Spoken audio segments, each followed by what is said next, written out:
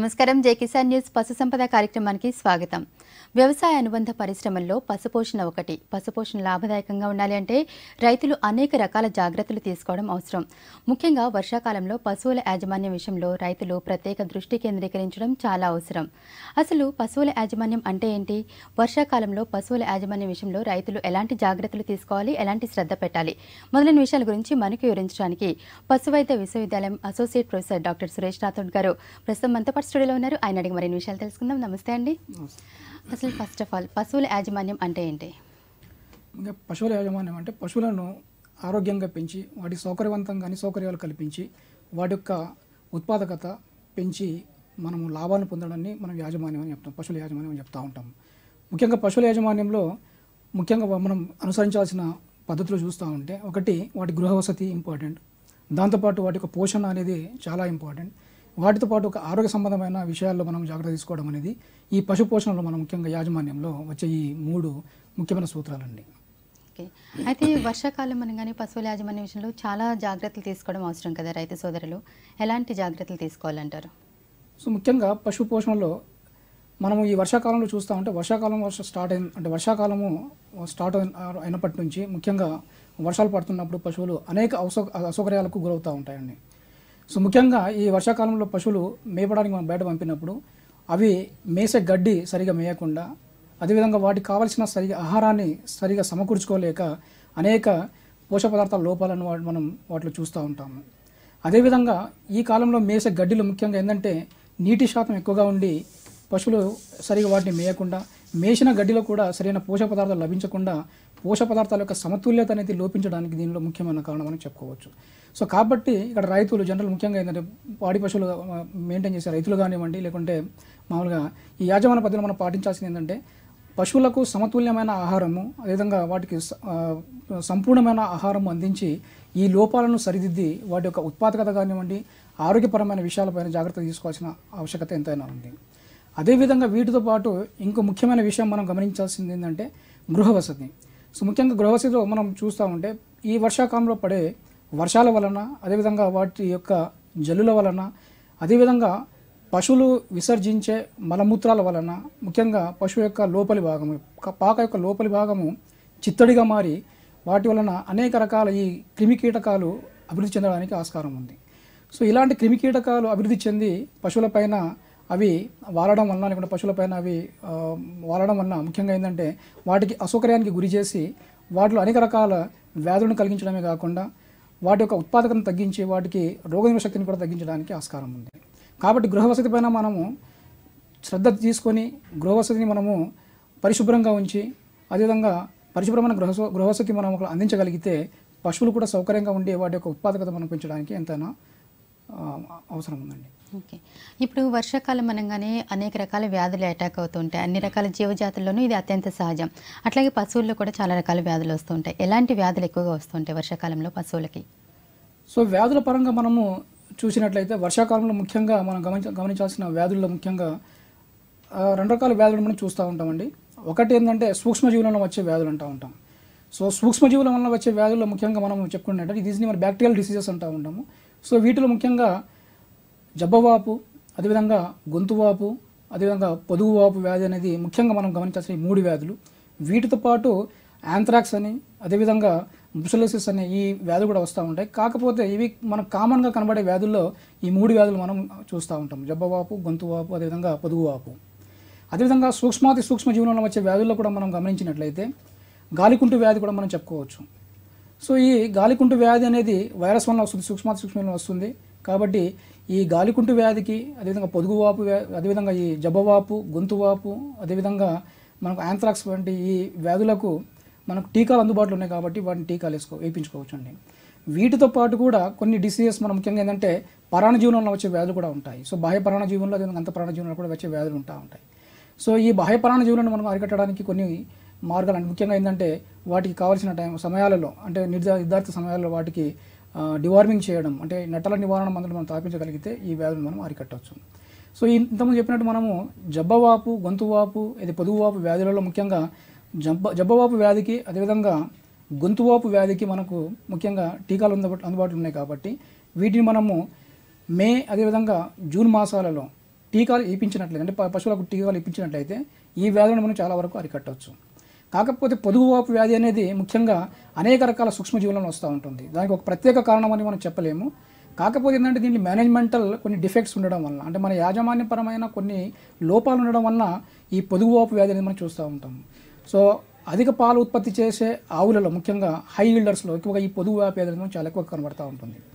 కాబట్టి పొదుగువాపు వ్యాధిని నివారించడానికి ముఖ్యంగా మనము చేయాల్సింది ఏంటంటే పశువుల యొక్క పాకను పరిశుభ్రంగా ఉంచడం. ఇంతకుముందు చెప్పినాం మనం వాటి మలమూత్రాలు కానివ్వండి, లేకుంటే వర్షపు జల్లులో ఉన్న కానివ్వండి, లోపలి నెల కానివ్వండి, లేకుంటే లోపలి ఎన్విరాన్మెంట్ అంతా కలుషితమవుతుంది. కాబట్టి దానివల్ల పశువులు ముఖ్యంగా అంటే నెలపైన పడుకోవడము, నెలపైన కూర్చోవడము చేస్తూ ఉంటాయి. కాబట్టి ఆ పొదుగు అనేది అదేవిధంగా పొదుగు యొక్క చనుకుట్లు అనేది నెలకు తాకుతూ ఉంటాయి. కాబట్టి వాటి నుంచి ఆ సూక్ష్మక్రిములు అనేది పొదుగులో ప్రవేశించడానికి ఆస్కారం ఉంది.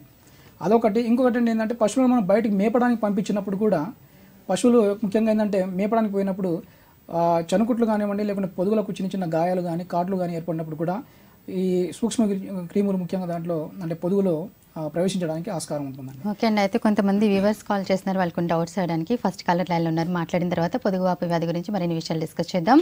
ఫస్ట్ బేగ్ లైన్లో ఉన్నారు విజయవాడ నుంచి. బేగర్ నమస్తే అండి. అడగండి, మీ డౌట్ ఏంటి? గొర్రెలు కాకుండా మేకల్ని పెంచాలండి ఫామ్ లాగా. గవర్నమెంట్ సబ్సిడీ తీసుకొని మనకు ఈ పొలం ఉందండి, ఆ పొలంలో మేకల్ని పెంచాలండి. అది మేకల్ని పెంచాలి, ఓకే, మేకల పెంపకం పెంచాలి. అది నార్త్ సైడ్ జార్ఖండ్ అక్కడ పెద్ద సైజ్ మేకలు వస్తుంది, అవి మటన్ కూడా ఎక్కువగా వస్తుంది. వాటిని పెంచడానికి ఎక్కడ అవైలబుల్ అవుతుంది, ఎక్కడి నుంచి తీసుకోవాలి, ఆ గవర్నమెంట్ సబ్సిడీ ఏంటి తెలియాలి. వాటి గురించి ఎలా పెంచాలి, మన వాతావరణానికి సెట్ అవుతాయా లేదా గురించి వివరాలు కావాలి. మన గవర్నమెంట్ సబ్సిడీ ఇస్తుందా లేదా. నాకు సొంత పొలం ఉంది, గడ్డి కూడా వేసింది. గౌస్ గారు సబ్సిడీ గురించి అయితే మీకు డిపార్ట్మెంట్ ఆఫ్ అనిమల్ హస్బెండరీని మీరు కన్సల్ట్ అయితే వాళ్ళని కలిసితే మీకు ఎలాంటి సబ్సిడీ వస్తుందనేది మీకు వివరిస్తారండి. సో మీరన్నది మేకలను పెంపుకోవడం, సో ముఖ్యంగా మేకల్ని మనం ఫామ్ లాగా పెంచుకోవడంలో ఎలాంటి సందేహం లేదు, పెంచుకోవచ్చు అండి. కాకపోతే వాటికి అనువైన జాతిని మనం ఎంచుకోవాలి. సో ఈ మేకలను ఫామ్లో పెంచడానికి మనము చాలా వరకు బార్బరీ అనే చిన్న జాతి ఉంది, వాటిని ఎక్కువ ప్రమోట్ చేయడం జరుగుతూ ఉంది. సో ఈ బార్బరీ జాతి అనేది ముఖ్యంగా మనకు ఈ చుట్టుపక్కల మనకు మన హైదరాబాద్ చుట్టుపక్కల కానివ్వండి, లేకపోతే మీకు ఉత్తరప్రదేశ్లో యూపీలో కానీ మీకు అవైలబుల్ ఉందండి. సో దీని ఏంటంటే ముఖ్యంగా వాటికి కావాల్సిన పచ్చిగ్రాసాలు, సో ముఖ్యంగా మీకు ఆల్రెడీ పొలం ఉందంటున్నారు కాబట్టి వాటిలో మనకు వాటికి తగిన కనీసం ఒక మేకకి 4 నుంచి 5 కిలోల గడ్డి అనేది అవసరము. సో ఆ గడ్డిలో కూడా ముఖ్యంగా ఏంటంటే అవి మేసే గడ్డి ముఖ్యంగా ఏంటంటే హెడ్జ్ లూసన్ కానివ్వండి, లూసన్ కానివ్వండి, వాటితో పాటు మనకు APBN1 కానివ్వండి, CO4, CO5 గడ్డి పెంచుకొని మీరు ఈ మేకల పెంపకాన్ని మీరు చేపట్టుకోవచ్చు అండి. ఓకేనా బేగ్ గారు, థ్యాంక్స్ ఫర్ కాలింగ్ అండి. అయితే ఇప్పుడు పొదుగువాపు వ్యాధి గురించి మనం మాట్లాడుతున్నాం. ఆ కారణాలు అంటే కొన్ని రకాల సూక్ష్మ క్రిములు ప్రవేశించడం వల్ల మాత్రమే ఇది వస్తుందా, ఇంకా అదర్ రీజన్స్ ఏమైనా ఉంటాయా? సో ముఖ్యంగా సూక్ష్మక్రిముల వల్లనే ఈ వ్యాధి అనేది రావడానికి ఆస్కారం ఉందండి. సో సూక్ష్మక్రిములు ఏంటంటే ముఖ్యంగా ఈ కాట్ల వల్ల కానివ్వండి, లేకుంటే చిన్న చిన్న అబ్రేషన్స్ ఏర్పడడం వల్ల వాటిలో ఈ సూక్ష్మక్రిములు లోపలికి పొదుగులో చేరి పొదుగులో ముఖ్యంగా ఈ వ్యాధిని కలిగిస్తూ ఉంటారు. సో దానికి అనేక రకాల సూక్ష్మక్రిములు ఉన్నాయండి. సో వ్యాధిని మనము ముందుగా అంటే వ్యాధి వచ్చింది అక్యూట్ స్టేజ్లో అంటే ముందుగా మనం దాన్ని గమనించి అంటే జనరల్లీ ఏంటంటే ఈ పొదుగువాపు వ్యాధి వచ్చింది అని అనుకుంటే ముఖ్యంగా పాల యొక్క ఉత్పత్తి తగ్గిపోవడము, పాలు పితికినప్పుడు మామూలుగా నీళ్ళలాగా రావడము, లేకుంటే పాలలో ముఖ్యంగా కుదుపులు లాంటివి రావడము. సో ఇలాంటి మనం గమనిస్తే అదేవిధంగా అడ్డర్ అనేది స్వెల్లింగ్ వచ్చి అనిమల్ కూడా కొద్దిగా పెయిన్ఫుల్గా ఉండడం అనేది గమనిస్తూ ఉంటాం. సో అలాంటి సమస్యను మనం గమనించి ఇమీడియట్ వాటికి ట్రీట్మెంట్ అందిస్తే ఆ వ్యాధిని మనం చాలా వరకు నయం చేయొచ్చండి. ఒకవేళ వ్యాధి ముదిరిన తర్వాత మాత్రం దాన్ని నయం చేయడం అనేది చాలా కష్టం. సో పొదుగు మొత్తం పాడవడానికి ఆస్కారం ఉందండి. కాకపోతే దీన్ని మేనేజ్మెంట్ డిసీజ్ అన్నాం కాబట్టి యాజమాన్యం ముఖ్యంగా ఏంటంటే వర్షాకాలంలో చిత్తడిగా ఉంటుంది, నెలంతా బురదగా ఉంటుంది కాబట్టి ఈ డిసీజ్ చాలా తొందరగా రావడానికి ఆస్కారం. సో ఈ వర్షాకాలంలో ముఖ్యంగా ఏంటంటే నెలని మనము అదేవిధంగా వాటి యొక్క ఫ్లోర్ని చాలా పరిశుభ్రంగా ఉంచడము, అదేవిధంగా ప్రతి ఒక్క 15 to 20 డేస్కి ఒకసారి నెలని మనము ఎన్ని క్రిమి సంహారక మందులతో కానీ లేకుంటే మామూలుగా డిస్ఇన్ఫెక్టెంట్ ఏజెంట్స్ ఉన్నాయి, మామూలుగా సొల్యూషన్స్ ఉన్నాయి, వాటితో మనం క్లీన్ చేయడం అనేది చేయగలిగితే చాలా వరకు డిసీజ్ని మనం అరికట్టచ్చు అండి. ఓకే అండి, నెక్స్ట్ పశ్చిమ గోదావరి నుంచి సురేష్ లైన్లో ఉన్నారు, మాట్లాడదాం. సురేష్ గారు నమస్తే అండి. సార్ నమస్తే మేడం. ఓకే సురేష్ గారు, అడగండి మీ డౌట్ ఏంటో సురేష్ రాథోడ్ గారితో మాట్లాడండి. సార్ మా బాబుకి మూడవ సంవత్సరం సార్. సురేష్ గారు, మీరు పశు సంపద అనే ప్రోగ్రామ్కి కాల్ చేశారండి. పశువుల యాజమాన్యం గురించి మీకు ఏమైనా డౌట్స్ ఉంటే అడగొచ్చు. ఓకే అండి, మీరు ఇప్పుడు పొదుగువాపు వ్యాధి అనేది ఎందుకు వస్తుంది అనేది ఎక్స్ప్లెయిన్ చేశారు. ఇది రాకుండానే ముందే మనం ఏమైనా వ్యాక్సిన్స్ అట్లాంటివి వేయించుకోవడానికి ఛాన్స్ ఉంటుందా? పొదుగువాపు వ్యాధిని నివారించడానికి ఎలాంటి వ్యాక్సిన్స్ లేదండి, ఎందుకంటే అది రకరకాల క్రిములు ఇంతకుముందు చెప్పాము. అనేక రకాల సూక్ష్మ దానికి ఒక కాజ్ అనేది ఒక స్పెసిఫిక్ బ్యాక్టీరియా అనేది సూక్ష్మజీవి అనేది మనం చెప్పలేము. దానికి చాలా వరకు అనేక రకాల కారణాలు ఉన్నాయండి. ఒకటి ఏంటంటే మేనేజ్మెంట్ పరంగా మనం ప్రాపర్గా మేనేజ్మెంట్ అంటే ఏది ఉన్నాయో ఆ యాజమాన్యం అనేది సరిగా చేయగలిగితే పొదుగువాపుని మనం నివారించవచ్చు. ఇంకోటి ఏంటంటే మామూలుగా పాలు పెతికిన తర్వాత కానివ్వండి, లేకుంటే in case of high yielders అధిక పాలు ఉత్పత్తి చేసే పశువులలో డిస్ఇన్ఫెక్టెంట్ సొల్యూషన్స్, ముఖ్యంగా sanitiser solution like chlorine solution లాంటివి తయారు చేసుకొని టీట్స్ని మనము డిప్ చేసి, అంటే పాలు పితికిన తర్వాత ఆ టీట్స్ని అంటే మామూలు చనుకుట్లను మామూలుగా దాన్ని డిప్ చేయడం వల్ల కూడా చాలా వరకు ఈ సూక్ష్మ క్రిములు దాంట్లో పోకుండా దాన్ని మనం నివారించి అంటే దాన్ని మనం కంట్రోల్ చేయొచ్చు. అదేవిధంగా పశువు చూడితో ఉన్నప్పుడు కూడా, సో లాస్ట్ ట్రైమిస్టర్ అంటే కనీసం ఒక నెల ముందు ఇప్పుడు పశువు ఈనుతుంది అనేది మనం ఒకవేళ అనుకుంటే ఆ 1 month ముందు మనము ఇలాంటి ఈ చర్య అంటే దానికి క్లోరిన్ సొల్యూషన్తో టీట్స్ని మనం డిప్ చేయగలిగితే ఈ డిసీజ్ని మనం చాలా వరకు అరికట్టచ్చు. ఓకే, అయితే పొదుగువాపు వ్యాధికి సంబంధించి ఇలాంటి కేర్ తీసుకోవాలని చెప్పారు. అట్లాగే జబ్బవాపు వ్యాధి అంటే ఏంటి, అసలు ఇది ఎందుకు వస్తుంది అంటారు? సో జబ్బవాపు వ్యాధి అనేది కూడా అండి ముఖ్యంగా ఏంటంటే సూక్ష్మజీవుల వల్ల వచ్చే వ్యాధి, ఇది కూడా బ్యాక్టీరియా వల్ల వచ్చే వ్యాధి. సో ఇవి కలుషితమైన ఆహారం కానివ్వండి, నీరు కానీ, ముఖ్యంగా ఏంటంటే ఇప్పుడు వర్షాకాలం స్టార్ట్ అయిన తర్వాత పశువుల యొక్క మేత కానివ్వండి, నీరు కానీ మొత్తం కలుషితమై దీని ద్వారా ముఖ్యంగా ఈ వ్యాధి రావడానికి చాలా వరకు కారణాలు మనం చెప్పుకోవచ్చండి. సో ఇక్కడ ముఖ్యంగా ఏంటంటే పశువులకు పరిశుభ్రమైన నీరు, పరిశుభ్రమైన ఆహారం అనేది మనం ఇక్కడ ఖచ్చితంగా పాటించాలి. సో ఈ విధమైన క్లీన్ ఫీడ్ అదేవిధంగా క్లీన్ వాటర్ మనం ఇవ్వగలిగితే డిసీజ్ని మనం రాకుండా నివారించవచ్చు. ముఖ్యంగా ఏంటంటే పశువులను బయట మేపడానికి పంపినప్పుడు పశువులు ఎక్కడ నీరు దొరికినా, ఎక్కడ అయితే మేత దొరికినా అక్కడ తినేస్తూ ఉంటాయి కాబట్టి వాటి నుంచి సూక్ష్మక్రిములు లోపలికి ప్రవేశించి వాటి యొక్క ముఖ్యంగా జబ్బవాపు అనేది యొక్క అంటే ముందు జబ్బ కానివ్వండి లేకుంటే వెనక జబ్బ కానివ్వండి, సో ఆ ప్రదేశంలో మనకు వాపు వచ్చి దాంట్లో నీరు చేరి కొద్దిగా మనం దాన్ని టచ్ చేసి చూసినప్పుడు కొద్దిగా సౌండ్ మనం క్రిప్టేటింగ్ సౌండ్ అంటూ ఉంటాం. సో ఆ సౌండ్ అనేది వస్తూ ఉంటుంది. దాన్ని బట్టి ఈ వ్యాధి జబ్బవాపు వ్యాధి అని మనం చెప్పుకుంటూ ఉంటాం. సో ఈ జబ్బవాపు వ్యాధి రాకుండా అంటే నివారించాలి. ముఖ్యంగా ఏంటంటే వర్షాకాలంలో వస్తుంది కాబట్టి వర్షాకాలం స్టార్ట్ అవ్వక ముందు ముఖ్యంగా ముందు చెప్పాము మనం మే కానీ అదేవిధంగా జూన్ మాసంలో కానీ మనం ఒకవేళ ఈ టీకా ఇప్పించగలిగితే జబ్బవాపు వ్యాధికి దీన్ని బ్లాక్ వాటర్ అంటూ ఉంటాం. సో ఇలాంటి జబ్బవాపు వ్యాధికి మనం టీకా ఇప్పించగలిగితే ఈ వ్యాధిని మనం చాలా వరకు నివారించవచ్చు. ఓకే, అంటే ఇప్పుడు ఈ టీకా ఇచ్చిన తర్వాత జబ్బవాపు వ్యాధి రావడానికి ఛాన్స్ ఉంది. అట్లాగే గొంతువాపు వ్యాధి అని చెప్పారు, ఇది రావడానికి కారణాలు ఏంటి? సో గొంతువాపు కూడా సేమ్ అదే విధంగా వస్తుందండి, ముఖ్యంగా సూక్ష్మజీవులను వస్తుంది. ఇది కూడా కలుషితమైన ఆహారం నీరు తాగడం వల్లనే ముఖ్యంగా గొంతువాపు వ్యాధి అనేది వస్తూ ఉంటుంది. కాకపోతే గొంతువాపు వ్యాధి అనేది ముఖ్యంగా ఈ గేదె జాతులలో ఎక్కువగా రావడానికి ఆస్కారం ఉంది. సో గేదె జాతులలో ఎక్కువగా వస్తుంది కాబట్టి సో ఇది కూడా సేమ్ మనం ఏంటంటే ముఖ్యంగా మే అండ్ జూన్ మాసంలో సో వర్షాకాలం స్టార్ట్ అవ్వక ముందే మనము వాటికి టీకాలు ఇప్పించగలిగితే సంవత్సరం కూడా సో ఈ ఒక్క సంవత్సరం అంటే ఇప్పుడు మే జూన్లో ఇచ్చినాం అనుకోండి, ఒక సంవత్సరం వరకు మనకు ప్రొటెక్షన్ ఉంటుంది. మళ్ళీ మే జూన్లో మనం ఈ డిసీజ్కి మనం మళ్ళీ వ్యాక్సిన్ చేయించుకుంటే మళ్ళీ ఒక సంవత్సరం వరకు దాన్ని ప్రొటెక్ట్ చేయగలుగుతామండి. ఓకే, అయితే ఈ గొంతువాపు వ్యాధి లక్షణాలు ఎట్లా ఉంటాయి, అసలు ఇది వచ్చినట్లుగా స్టార్టింగ్ స్టేజ్లోనే ఎలా గుర్తించాలంటారు రైతులు? సో గొంతువాపు వ్యాధి అనేది ముఖ్యంగా పశువు గురక పెడతా ఉంటుంది. ముఖ్యంగా మనకు కనబడుతుంటే గొంతు దగ్గర వాపు రావడం. సో గొంతు దగ్గర వాపు వచ్చి పశువుకి ఏంటంటే ముఖ్యంగా శ్వాస తీసుకోవడం కష్టంగా అవుతుంది. సో శ్వాస తీసుకోవడం కష్టంగా మారినప్పుడు పశువు ఏంటంటే గురక పెట్టడం అనేది స్టార్ట్ చేస్తుంది. సో గురగుర అనేది సౌండ్ వస్తుంది. అదేవిధంగా కొద్దిగా టెంపరేచర్ కూడా రైజ్ అవుతుంది. అండ్ గొంతువాపు అంటే గొంతులో వాపు ఉండడం వలన పశువు ఆహారం తినడం కానివ్వండి, నీళ్లు తాగడం కానివ్వండి కొద్దిగా మానేస్తుందండి. సో దానివల్ల వీక్ అయిపోయి పశువు ముఖ్యంగా ఏంటంటే నీరసించి కిందగా అంటే మామూలుగా ఒకే దగ్గర పడుకొని లేకుండా సిమ్టమ్స్ అనేది కనబడుతూ ఉంటుంది. సో ఈ గురక వచ్చి గొంతు దగ్గర అంటే వాపు వచ్చి టెంపరేచర్ ఎక్కువ రైజ్ అయినప్పుడు ముఖ్యంగా మనం అనుకోవాలి ఇది గొంతు వాపు వ్యాధి అని మనం నిర్ధారించుకోవాలండి. సో ఇవే ముఖ్యమైన సిమ్టమ్. దాంతోపాటు ముఖ్యంగా ఏంటంటే ఆ పశువు ఏంటంటే ఆహారం తినకుండా కంప్లీట్ దానికి పెయిన్ఫుల్ ఉంటుంది, గొంతు దగ్గర నొప్పి ఉంటుంది కాబట్టి ఆహారం కూడా తినకుండా అది నిరసించుకుంటూ ఉంటుందండి. ఓకే. అట్లాగే బాహ్య పరాన్న జీవులు కూడా పశువులపైన ఎక్కువ ప్రభావం చూపిస్తూ ఉంటాయి. అసలు బాహ్య పరాన్న జీవులు ఎలాంటి ప్రభావం చూపిస్తాయంటారు? వీటి నివారణకి ఎలాంటి చర్యలు తీసుకోవాలి? ఇది చాలా ఇంపార్టెంట్ క్వశ్చన్ అండి. ఎందుకంటే వర్షాకాలంలో ముఖ్యంగా మనం చూస్తూ ఉంటే బాహ్య పరాన్న జీవుల యొక్క ఉధృతి అనేది చాలా ఎక్కువగా ఉంటుంది. సో వర్షాకాలం ముఖ్యంగా ఏంటంటే వర్షాకాలంలో పడే వర్షాల వలన పాక చుట్టూ కానివ్వండి, పాక లోపల కానివ్వండి, అదేవిధంగా ఈ వర్షపు నీరు, అదేవిధంగా మురికి నీరు అంతా అక్కడ నిల్వ ఉండడం వలన వాటిలో ఈ పరాన్నజీవులు, ముఖ్యంగా ఈ బాహ్య పరాన్నజీవులు ముఖ్యంగా చెప్తూ ఉంటాము.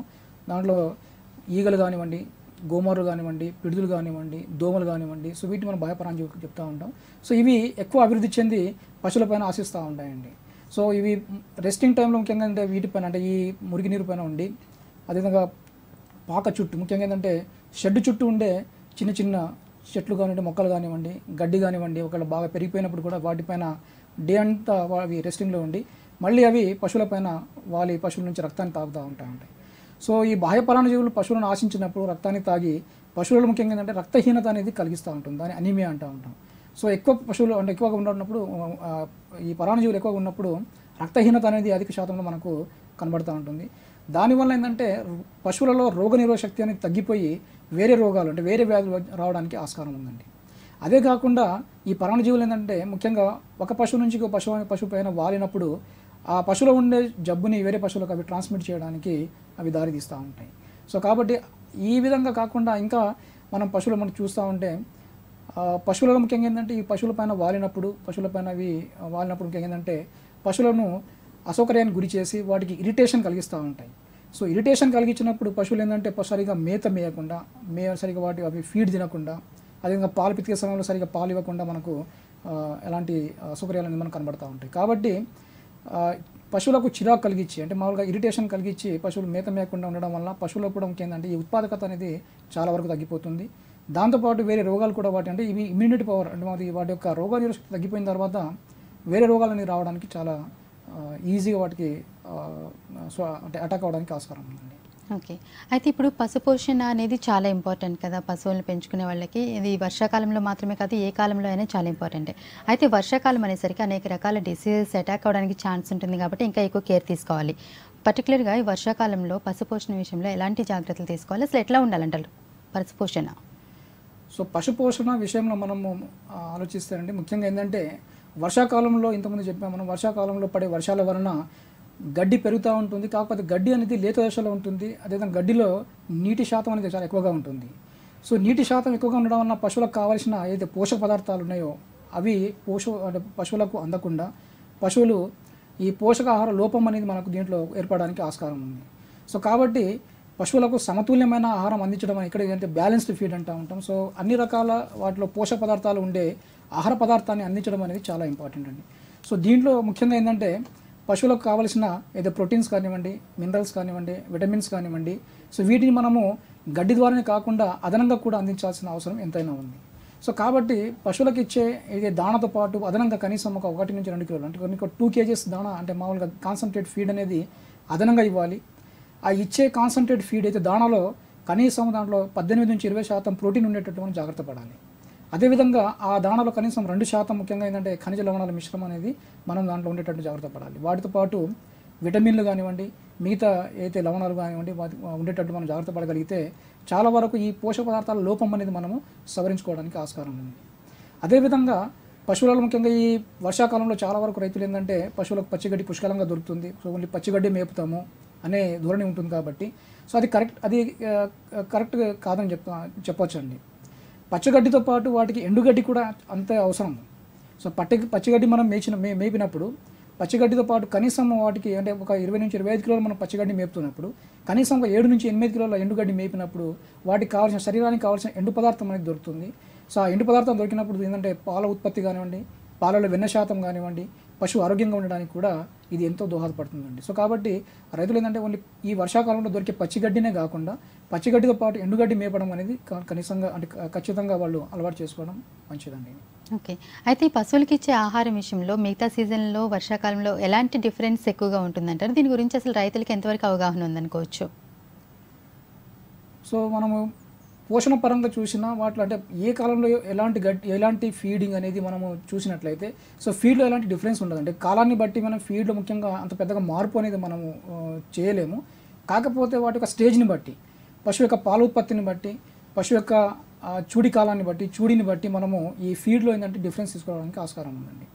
అంటే మామూలుగా పాల ఉత్పత్తి ఒక 5 లీటర్ల పాలు ఇచ్చే పశువుకి మామూలుగా మనము ఒక 20 నుంచి 25 కిలోల పచ్చిగడ్డి, ఒక ఇంతకుముందు చెప్పినట్టు 7 to 8 kgs ఎండుగడ్డి, ఒక 1 to 2 kgs దాణా ఇస్తే మనకు సరిపోతుందండి.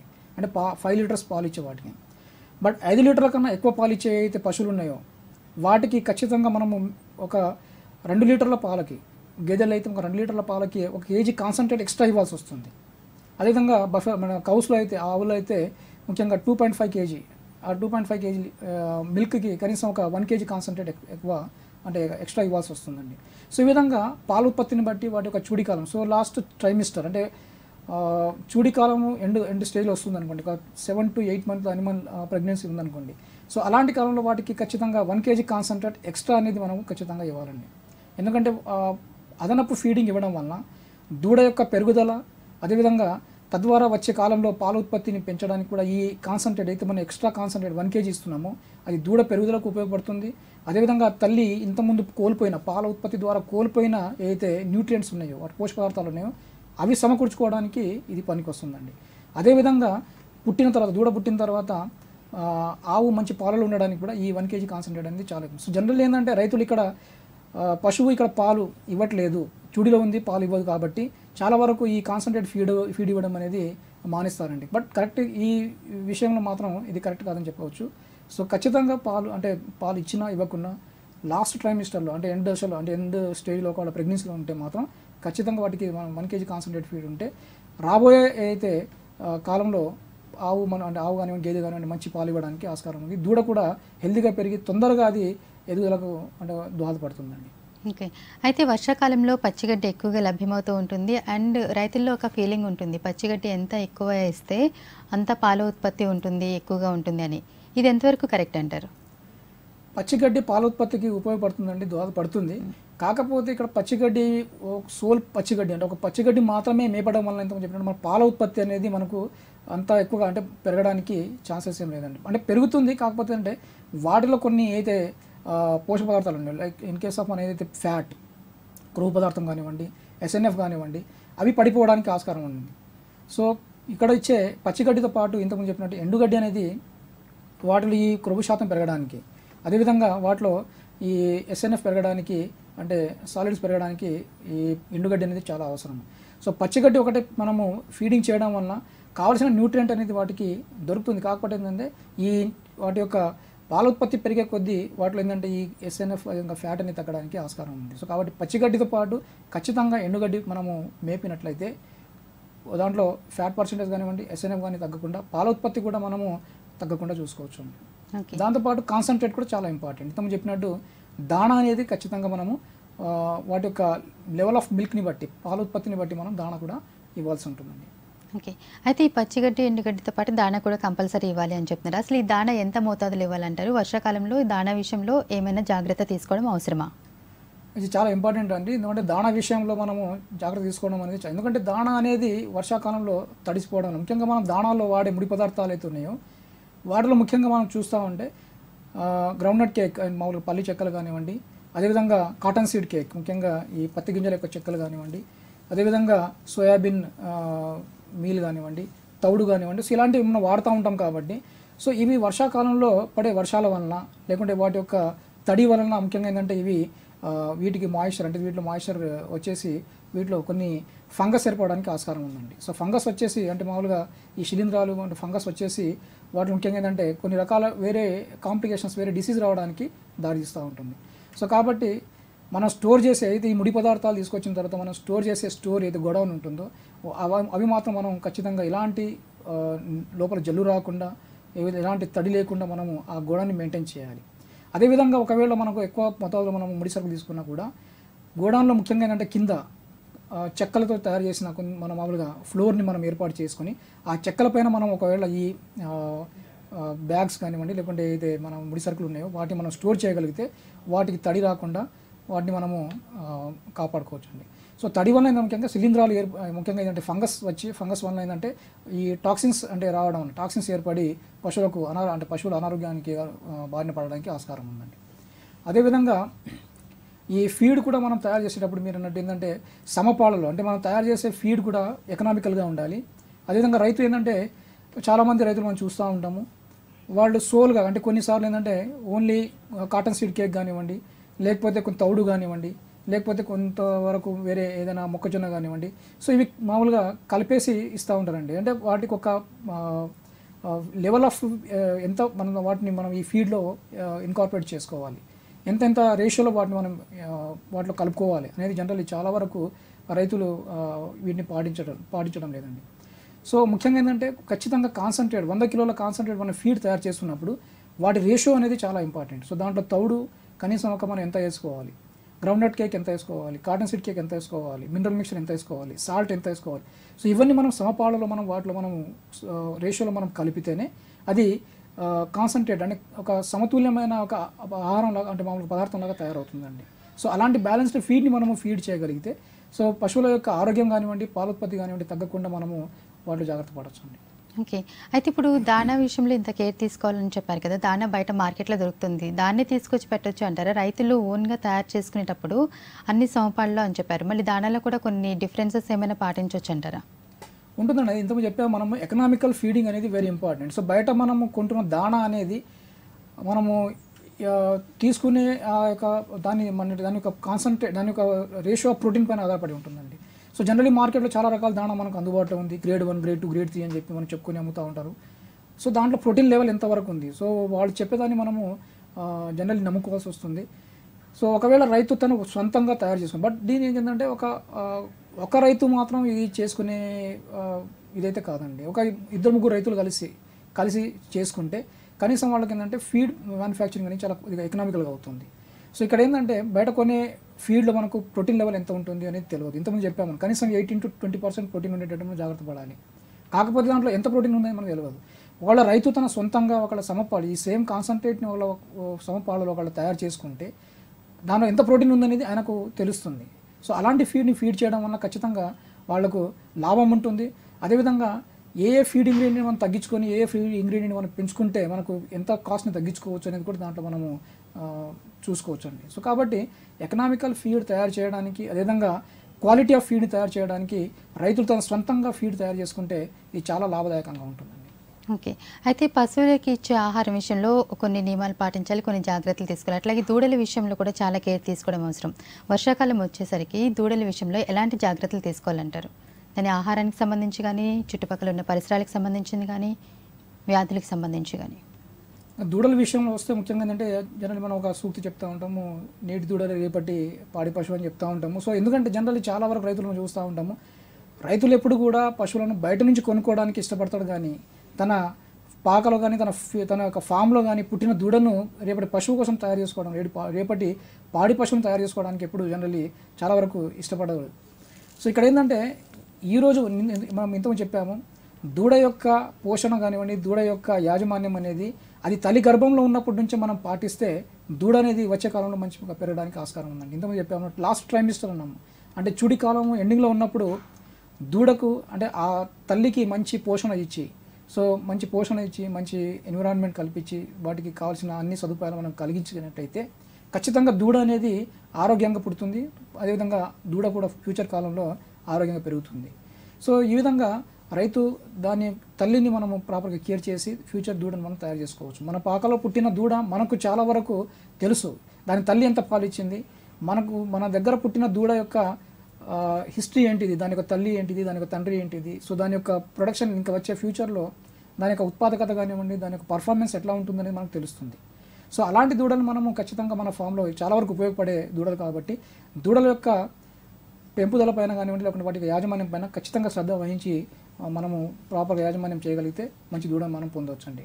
సో ఇక్కడ ఏంటంటే దూడ పుట్టిన వెంటనే మనం ముఖ్యంగా ఏంటంటే దూడ పుట్టిన వెంటనే వాటిని పరిశుభ్రమైన పరిసరాల్లో ఉంచి వాటి యొక్క పైన అంటే జిగురుని ముఖ్యంగా తల్లి నాకడం వల్ల కానివ్వండి, లేకపోతే తల్లి ఒకళ్ళు నాకపోయినా కనీసం మనకు ఫ్రెష్ టువల్ తీసుకొని టువల్తో కానీ వాటి మనం తుడవడం వల్ల దూడ యొక్క శరీరంలో రక్త ప్రసరణ చాలా తొందరగా పెరిగి దూడ చాలా తొందరగా లేవడానికి ఆస్కారం ఉంటుందండి.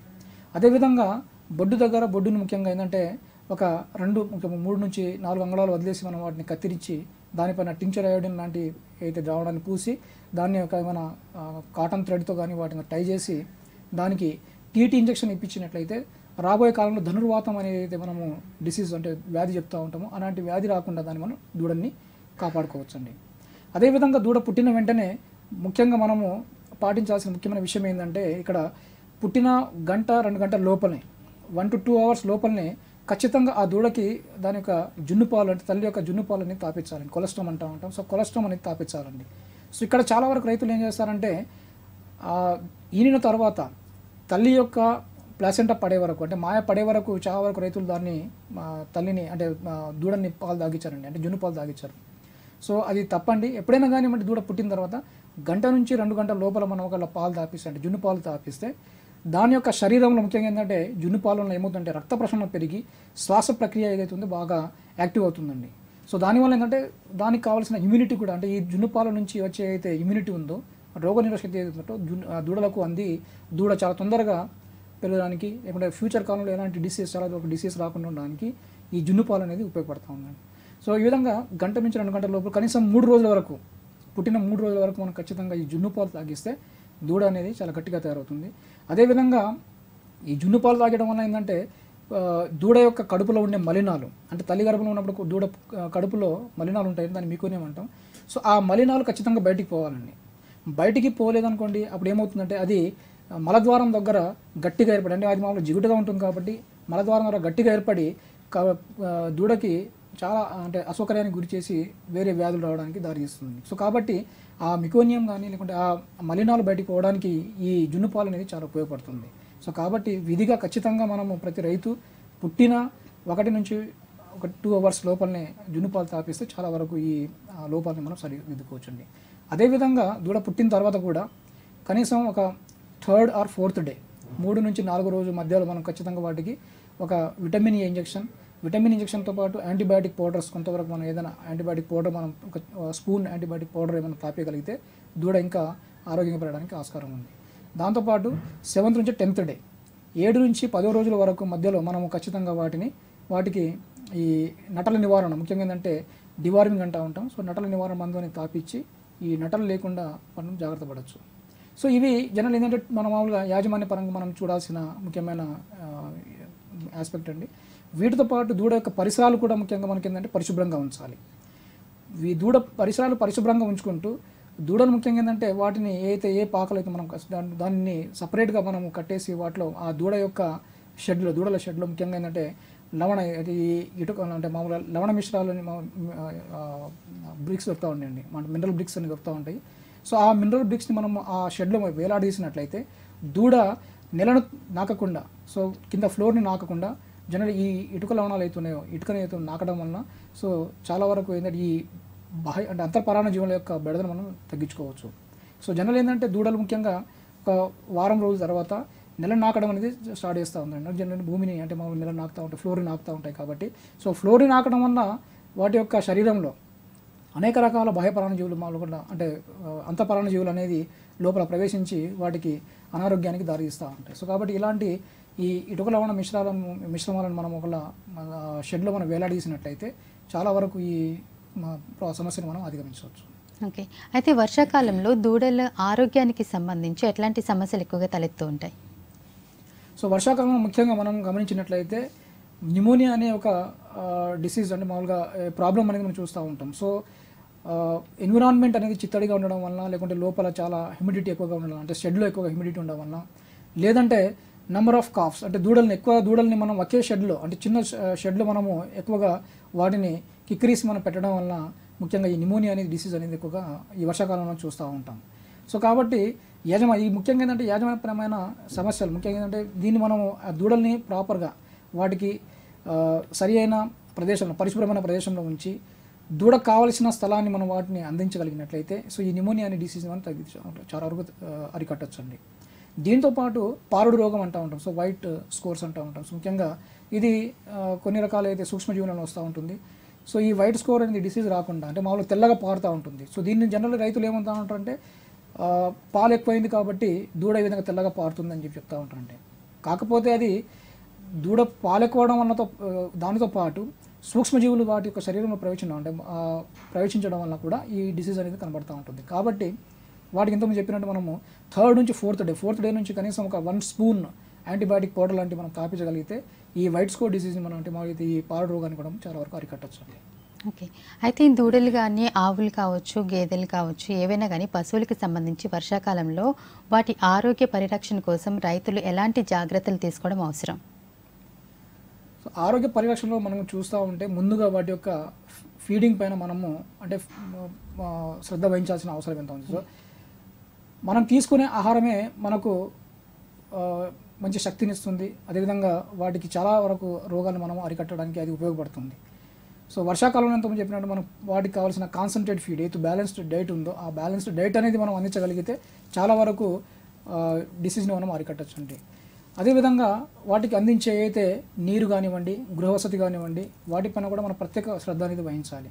సో కలుషితమైన నీరు తాగడం వల్ల కూడా అనేక రోగాలు రావడానికి ఆస్కారం ఉంది. కాబట్టి వాటికి ఇచ్చే నీరు పరిశుభ్రమైన నీటిని అందించాలి.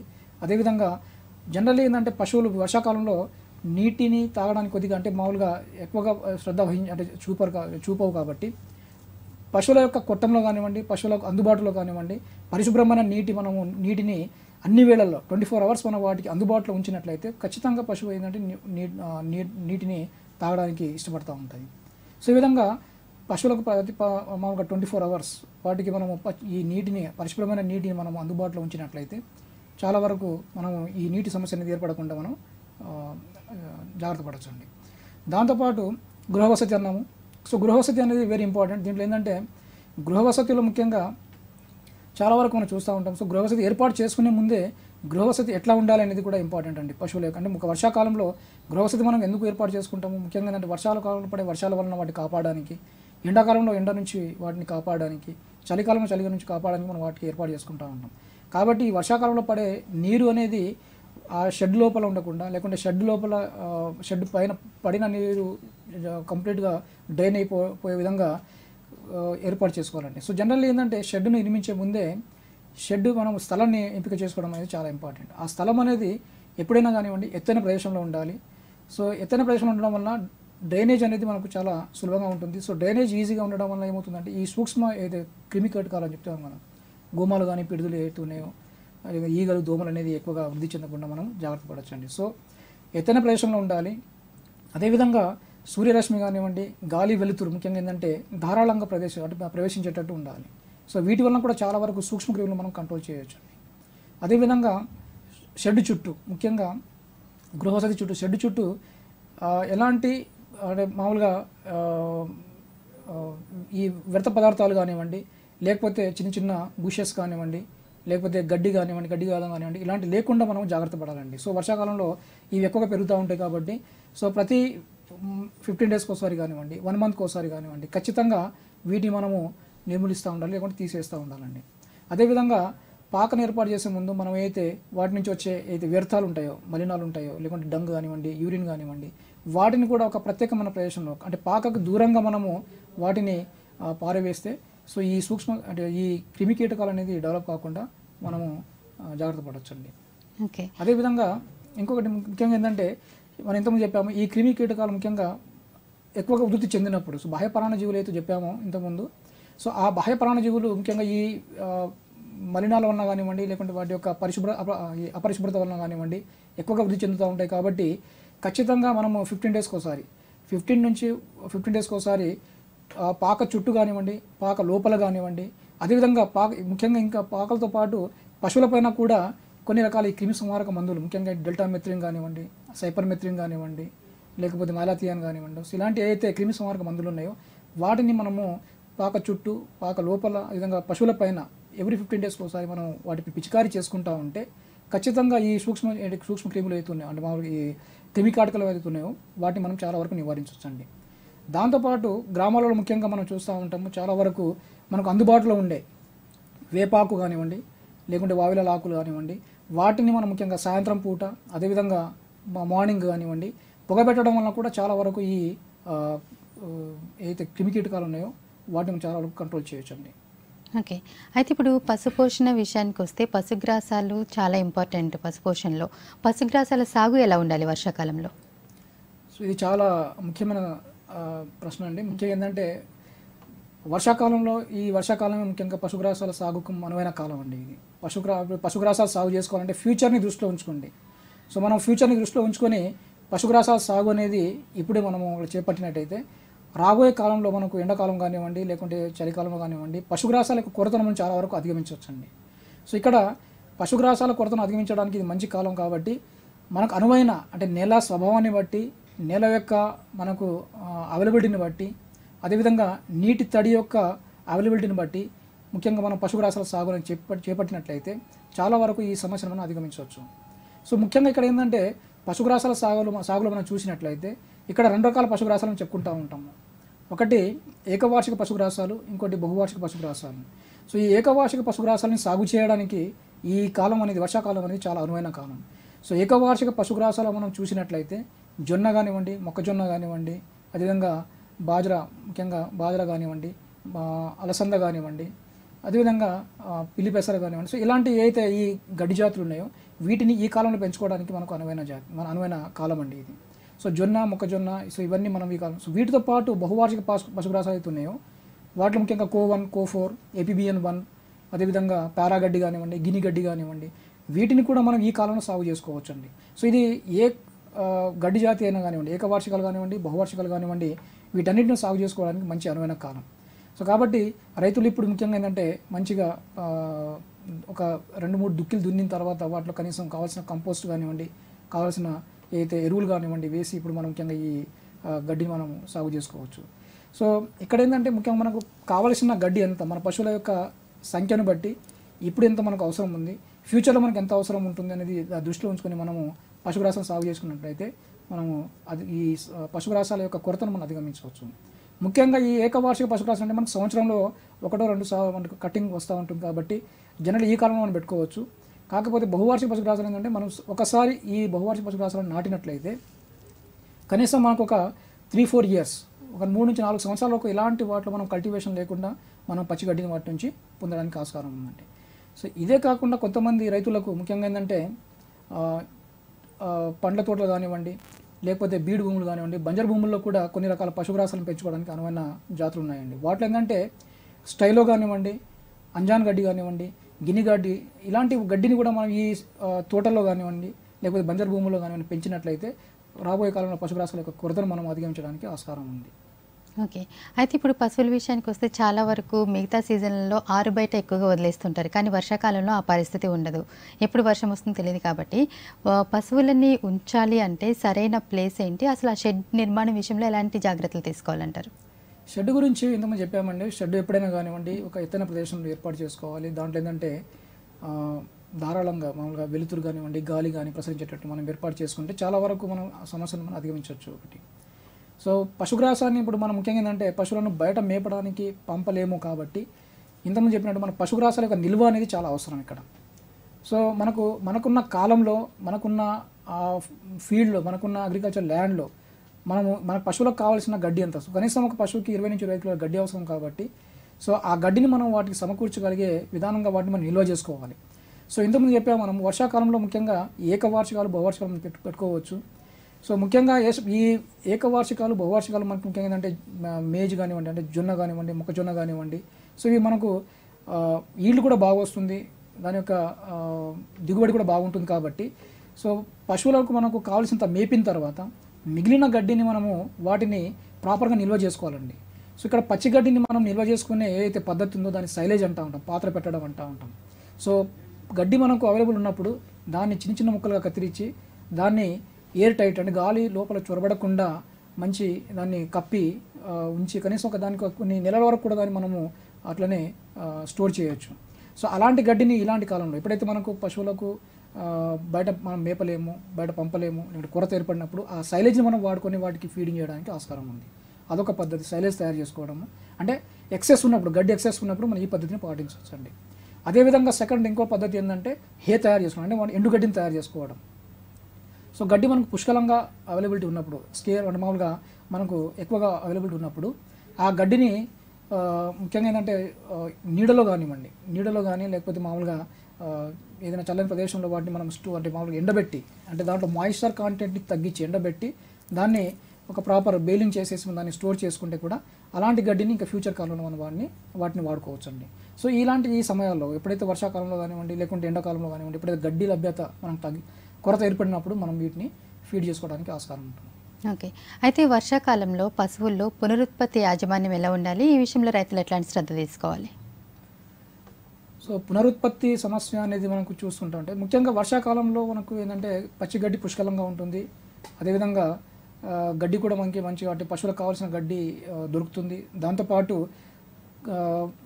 బయట ఎన్విరాన్మెంట్ కూడా కొద్దిగా కూల్గా చల్లగా మారుతుంది. కాబట్టి చాలా వరకు పశువులు ముఖ్యంగా ఏంటంటే గేదెలు కానివ్వండి, ఆవులు కానివ్వండి, చాలా వరకు పశువులు ఈ కాలంలో ఎదుకు రావడానికి ఆస్కారం ఉంటుంది. చాలా వరకు పశువులు ముఖ్యంగా ఏంటంటే హీట్కి వస్తూ ఉంటాయి, ఎదలు వస్తూ ఉంటాయండి. సో ముఖ్యంగా ఏంటంటే ఇక్కడ మనం ఎద లక్షణాలను గమనించడం అనేది చాలా ఇంపార్టెంట్. సో రైతులు ముఖ్యంగా ఏంటంటే పశువులను పాకలు తోలినప్పుడు ఉదయం పూట కానివ్వండి లేకపోతే సాయంత్రం పూట కానివ్వండి పశువులను మనము నిశ్చితంగా అంటే మామూలు ఎర్లీ మార్నింగ్ మనము పశువులను నిశ్చితంగా మనం పరిశీలించినట్లయితే పశువులలో ఈ యథక్షణాలు మనకు ప్రస్ఫుటంగా కనబడుతూ ఉంటాయి. సో దాంట్లో ఏంటంటే పశువులు తీగలేయడం కానివ్వండి లేకపోతే మిక్చురేషన్స్ ముఖ్యంగా ఏంటంటే చిన్న చిరు యూరినేషన్ అంటే చిరు మూత్రం పోయడం అనేది కానివ్వండి, లేకపోతే వేరే పశువులపైన ఎక్కడానికి ప్రయత్నం చేయడం కానివ్వండి. సో ఇలాంటి ఏవైతే లక్షణాలు ఉన్నాయో అవి మనకు కనబడుతూ ఉంటాయి. సో అలాంటి లక్షణాలు ఎప్పుడంటే మామూలుగా ఎర్లీ మార్నింగ్ కానీ లేకుంటే లేట్ ఈవినింగ్లో కానీ మనకు ఎక్కువగా కనబడుతూ ఉంటాయి. సో కాబట్టి అలాంటి పశువులను మనం ఈ యథలక్షణాలను గమనించి వాటికి ముఖ్యంగా ఏంటంటే మంచి ఏదైతే జాతి ఆంబోతు కానివ్వండి లేకుంటే మంచి జాతి అయితే బుల్స్ యొక్క వీర్యాన్ని మనం వాటికి దానం చేయగలిగితే చుడి ఖచ్చితంగా నిలుస్తుందండి. ఒకవేళ పశువు మనకు ఎదకు రావట్లేదు అని అనిపించినట్లయితే వాటికి కొన్ని రకాల అయితే మినరల్స్ కానివ్వండి, ఖనిజ లవణాలు, అదేవిధంగా విటమిన్స్తో కూడిన కొన్ని అయితే మాత్రలు కానివ్వండి లేకుంటే వాటికి అలాంటి ఈ ఖనిజ లవణాలు మనం ఒక ఫీడ్ ద్వారా మనం అందించినట్లయితే ఖచ్చితంగా పశువు ఎదకు వస్తుంది. ఒకవేళ కొన్ని పశువులలో మామూలుగా ఎద లక్షణాలు సరే కనబడవు, గొడ్డు మూత అంటూ ఉంటాం. సో అలాంటి వాటిని మనం ఏం చేయలేము. జనరల్ ఏంటంటే అవి వెటర్నరీ డాక్టర్ దగ్గర వెటర్నరీ డాక్టర్ని సంప్రదించి అంటే పశు వైద్యులను సంప్రదించి వాటి యొక్క జనరల్లీ పరీక్ష చేయించిన తర్వాత వాళ్ళు సజెస్ట్ చేసే మందులు మనం వాడినట్లయితే అంటే కొన్ని హార్మోనల్ డిఫిషియన్సీ కావచ్చు, కొన్ని రకాల పోషక పదార్థాల డిఫిషియన్సీ కావచ్చు, కొన్ని రకాల లోపాలు ఏంటంటే కొన్నిసార్లు రిప్రొడక్టివ్ ట్యాక్స్ ఏదైతే ఉందో అంటే ప్రత్యుత్పత్తి వ్యవస్థ సంబంధించిన కొన్ని లోపాలు ఉండొచ్చు. సో ఇవన్నీ మనం డాక్టర్ని సంప్రదించినప్పుడే తెలుస్తుంది. కాబట్టి సో డాక్టర్ని సంప్రదించి వాళ్ళు ఇచ్చే సూచనలు మనం పాటించినట్లయితే అవి కూడా హీట్ రావడానికి ఆస్కారం. సో కాబట్టి this is the correct time. So June నుంచి ముఖ్యంగా ఏంటంటే సెప్టెంబర్ అక్టోబర్ వరకు చలి అంటే మామూలుగా వాతావరణం కూడా చాలా చల్లగా ఉంటుంది. ఫీడ్ కూడా అవైలబిలిటీ కూడా చాలా ఎక్కువగా ఉంటుంది. కాబట్టి ముఖ్యంగా చాలా వరకు పశువులు ఏంటంటే ఎదురు రావడానికి ఇది కరెక్ట్ అయిన సమయం అండి. ఓకే. అయితే అట్లాగే ఇప్పుడు చూడి పశువుల విషయంలో సరైన జాగ్రత్తలు తీసుకున్నప్పుడే మంచి దూడలు పుట్టడానికి ఆస్కారం ఉంటుంది. కాబట్టి చూడి పశువుల విషయంలో ఎలాంటి జాగ్రత్తలు తీసుకోవాలంటారు? చూడి పశువులు ముఖ్యంగా మనం చెప్తా ఉండండి దాంట్లో మనం 3 భాగాలుగా విభజిస్తాం. First trimester, second trimester, third trimester అని చెప్పి. సో ఫస్ట్ ట్రైమిస్టర్ అనేది ఫస్ట్ మొదటి 3 నెలలు ఉంటాం. సెకండ్ ట్రైమిస్టర్లో 6 months వరకు, then remaining 3 months third semester అంటూ ఉంటాం. సో ఫస్ట్ 2 సెమిస్టర్స్లో ముఖ్యంగా ఏంటంటే ఈ ట్రైమిస్టర్స్లో ముఖ్యంగా ఫస్ట్ ట్రైమిస్టర్స్ సెకండ్ ట్రైమిస్టర్లో ముఖ్యంగా ఏంటంటే పశువు పాలు ఇస్తూనే ఉంటుంది. కాబట్టి వాటికి కావాల్సిన అయితే దాణతో పాటు అదనంగా మనము ఎట్లాగో దాణ ఇస్తూ ఉంటాం. కాబట్టి దూడ పెరుగుదల కూడా అంత పెద్దగా మనకు ఉండదు. కాబట్టి సో మనం ఇచ్చే దాణ కానివ్వండి, మనం ఇచ్చే ఫీడ్ కూడా వాటికి సరిపోతుందండి. ఎప్పుడైతే థర్డ్ ట్రైమిస్టర్లో వస్తుందో, లాస్ట్ ఎండింగ్లో వస్తుందో అప్పుడు రిక్వైర్మెంట్ అనేది, ఎందుకంటే దూడ యొక్క పెరుగుదల చాలా ఎక్కువగా ఉంటుంది. సో దూడ రిక్వైర్మెంట్ కూడా పెరిగిపోతుంది. సో తల్లి తన శరీరం నుంచి తన దూడకి కావాల్సిన పోషకాలను అందిస్తూ ఉంటుంది. కాబట్టి ఆ పోషకాల యొక్క రిక్వైర్మెంట్ పెరిగిపోతుంది. కాబట్టి ఆ పోషకాలను అందించడానికి ఖచ్చితంగా మనము అదనంగా వాటికి ఫీడింగ్ అనేది ఇంపార్టెంట్. సో ఆ విధంగా కనీసం ఒక 2 months మనం ఎక్స్ట్రా ఫీడింగ్ ఇచ్చినట్లయితే దూడ కూడా బాగా పెరుగుతుంది, తల్లి కూడా ఆరోగ్యంగా ఉంటుంది. అదేవిధంగా పశువు ఆల్రెడీ ఒక 10 to 15 days మనకు ఒక కావింగ్లో ఉందంటే ఈయనే కాలం దగ్గర పడింది అనుకోండి. అలాంటప్పుడు పశువుని ఎలా ఎక్కువ స్ట్రెస్ గురి చేయకుండా వాటికి ఒక ప్రత్యేకమైన ప్రదేశంలో, ముఖ్యంగా కావింగ్ షెడ్ కానివ్వండి లేకుంటే ముఖ్యంగా ఒక ప్రత్యేకమైన ప్రదేశంలో ఉంచి అంటే ఎక్కువ దూరం నడిపించకుండా, మేపడానికి పంపకుండా ఒక ప్రత్యేకమైన ప్లేస్లో వాటిని ఫీడింగ్, వాటరింగ్ అన్నీ అక్కడనే చేసి వాటికి కావాల్సినంత బెడ్డింగ్ కూడా మనం అరేంజ్ చేయగలిగితే చాలా వరకు పశువు అదేవిధంగా దూడ కూడా హెల్దీగా ఉండడానికి ఆస్కారం ఉందండి. ఓకే. అట్లాగే ఇప్పుడు దూడలు పుట్టిన దగ్గర నుంచి కొన్ని రకాల వ్యాక్సిన్స్ అనేవి అవసరం కదా! వ్యాధి నిరోధక శక్తి పెంచడం కోసం, అట్లాగే వ్యాధులు రాకుండా అవాయిడ్ చేయడం కోసం కొన్ని వ్యాక్సిన్స్. పుట్టిన దగ్గర నుంచి దూడకి ఎలాంటి వ్యాక్సిన్స్ ఎప్పుడెప్పుడు ఇవ్వడం అవసరం అంటారు? అసలు దీని గురించి రైతులకి ఎంతవరకు అవగాహన ఉందంటారు? చాలా వరకు రైతులు మనం చూస్తూ ఉంటామండి. ముఖ్యంగా ఏంటంటే దూడ పుట్టిన తర్వాత వ్యాక్సినేషన్ అనేది ఎక్కువగా అంటే మామూలుగా రైతులు తీసుకున్నారండి దూడ పుట్టిన తర్వాత. సో ఆల్మోస్ట్ 1 year దాటిపోయిన తర్వాత, లేకపోతే అది అంటే మామూలుగా చూడి దాల్చిన తర్వాతనే చాలా వరకు రైతులు దానిపైన శ్రద్ధ వహించడం అనేది చూస్తూ ఉంటాం. మీరు చెప్పినట్టు పుట్టినప్పటి నుంచి ఒకవేళ మనం ప్రత్యేకమైన శ్రద్ధ తీసుకున్నట్లయితే ఖచ్చితంగా అది రాబోయే కాలంలో మంచి దూడ అంటే మంచి ఆవుగా తయారవడానికి ఆస్కారం ఉంది.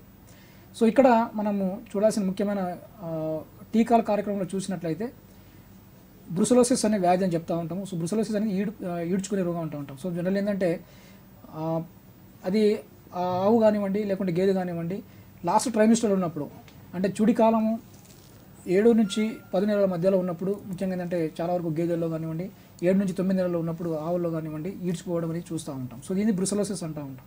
సో ఈ బ్రుసెలోసిస్ వ్యాధి రాకుండా ముఖ్యంగా ఏంటంటే కాఫుడ్ వ్యాక్సిన్ అంటూ ఉంటాం. సో ఫీమేల్ ముఖ్యంగా ఆవు దూడలలో అంటే మామూలుగా చిన్న దూడలలో 3rd month నుంచి అంటే 3వ నెల నుంచి మనము ఈ బ్రుసెలోసిస్ వ్యాక్సిన్ ఇప్పించినట్లయితే, సో ఒకసారి మనం ఇప్పించినట్లయితే అది లైఫ్ లాంగ్ దానికి ప్రొటెక్షన్గా ఉంటుంది.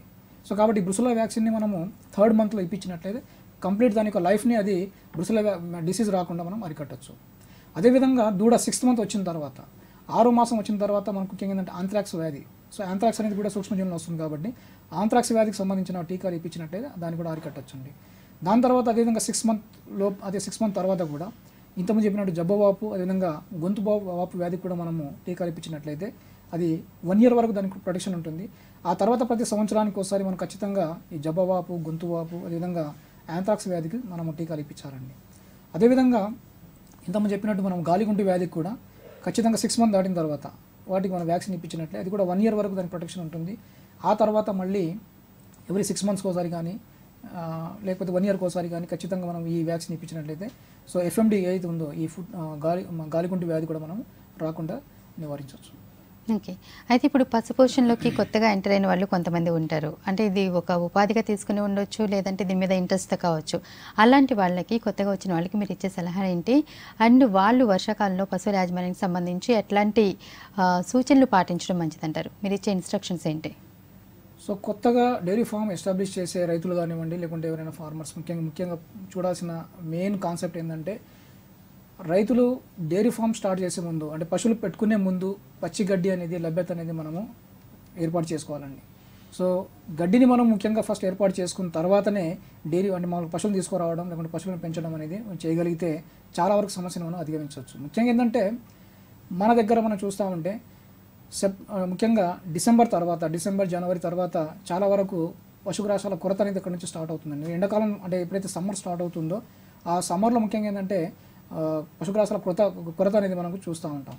సో కాబట్టి ఆ కొరతను ముందే మనం అసెస్ చేసుకొని దానికి తగినంత ఏర్పాటు అనేది ముందు చేసుకుంటా ఉంటే ఎలాంటి సమస్య లేకుండా మనం డైరీ ఫామ్ని రన్ చేయొచ్చు. అదొకటి.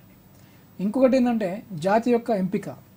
సో మన ప్రాంతానికి, మన ప్రదేశానికి ఎలాంటి జాతి మనకు సూట్ అవుతుంది.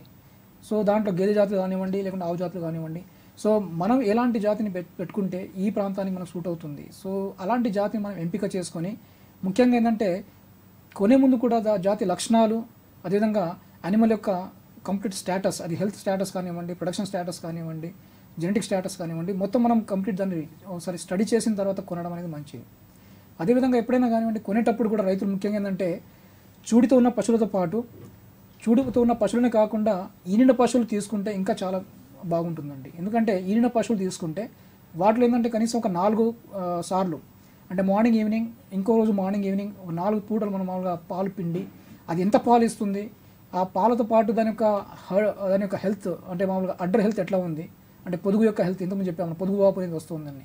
సో అడ్డర్ హెల్త్ ఎట్లా ఉందని కూడా మనం తెలుసుకొని దాన్ని మనము ఎంపిక చేసుకోవడానికి ఆస్కారం ఉంది. సో కాబట్టి 4 పూటలు మనం పాలు పిండినట్లయితే సో యానిమల్ యొక్క హెల్త్ స్టేటస్ తెలుస్తుంది, పొదుగు స్టేటస్ తెలుస్తుంది, దానికి ప్రొడక్షన్ స్టేటస్ ఎంత ప్రొడక్షన్ ఇస్తుంది అని కూడా తెలుస్తుంది. ఆ ప్రొడక్షన్ని బట్టి దాని యొక్క కాస్ట్ ఎంత పెట్టవచ్చు, సో ఆ ప్రొడక్షన్ బట్టి కాస్ట్ ఎంత పెట్టచ్చు కూడా మనం నిర్ధారించవచ్చు అండి. సో కాబట్టి ఈన పశువులను మనం తీసుకుంటే ఈ విధంగా మనకు చాలా వరకు ఉపయోగపడుతుందండి. సో ముఖ్యంగా చుడితో ఉన్న పశువులను తీసుకుంటే ఈ అయితే ప్రొడక్షన్ స్టాటస్ తెలియదు, హెల్త్ ఇది అడ్డర్ హెల్త్ కూడా మనకు తెలవడానికి అక్కడ ఆస్కారం ఉండదు. కాబట్టి సో ముఖ్యంగా ఈడిన పశువులు తీసుకుంటే రైతులు చాలా వరకు మేలు జరుగుతూ ఉంటుందండి. ఓకే, అయితే ఇప్పుడు వర్షాకాలం వచ్చేసరికి ఏ జాతి పశువుల్లో ఎక్కువగా ఆరోగ్య సమస్యలు వస్తుంటాయంటారు? పశువులలో ఆరోగ్య సమస్య అనేది ముఖ్యంగా వర్షాకాలంలో మనము మన యజమాని పైన ఆధారపడి ఉంటుందని చెప్పాము. మనం ఏదైతే వ్యాక్సిన్స్ కానివ్వండి, డివార్మింగ్ కానివ్వండి, సో ఇక్కడ ఒకటే మనం ప్రాపర్గా వ్యాక్సిన్ షెడ్యూల్ అయితే ఉందో, ముఖ్యంగా ఎందుకు చెప్పాము, మనము జబ్బవాపు గొంతువాపు వ్యాధికి మనం మే జూన్లో వేసుకోవాలి, గాలికుంటు వ్యాధిని సెప్టెంబర్ అక్టోబర్ మాసంలో వేసుకోవాలి, విధిగా ప్రతి 3 నెలలకు ఒకసారి నటల మందు అనేది మనం తాపించాలి. సో నటల మందులో కూడా మనం ప్రతి 3 మంత్స్కి ఒకసారి మనం చేంజ్ చేసుకుంటూ మనం పోతే ఖచ్చితంగా చాలా వరకు మనం ఈ డిసీజ్ని మనం కంట్రోల్ చేయొచ్చు. అదే కాకుండా ఇంతకుముందు మనం చెప్పిన ఫీడింగ్ మేనేజ్మెంట్ అనేది కూడా మనం ప్రాపర్గా పాటించినట్లయితే చాలా వరకు డిసీజ్ని అదేవిధంగా వాటి యొక్క ఆరోగ్యాన్ని కాపాడుకోవడానికి ఆస్కారం ఉందండి. Okay, thank you so much doctor Suresh Rathod గారు. అసలు పశువుల యాజమాన్యం అంటే ఏంటి, పశువుల యాజమాన్యం విషయంలో వర్షాకాలంలో రైతులు ఎలాంటి జాగ్రత్తలు తీసుకోవాలి, ఎలాంటి శ్రద్ధ పెట్టాలి మొదలైన విషయాల గురించి చాలా చక్కగా ఎక్స్ప్లెయిన్ చేశారు. Thank you so much. Thank you. ఇది వాళ్ళ పశు సంపద కార్యక్రమం. మరో కార్యక్రమంలో మళ్ళీ కలుద్దాం. చూస్తూనే ఉండండి తొలి తెలుగు వ్యవసాయ ఛానల్ జై కిసాన్ న్యూస్. నమస్కారం.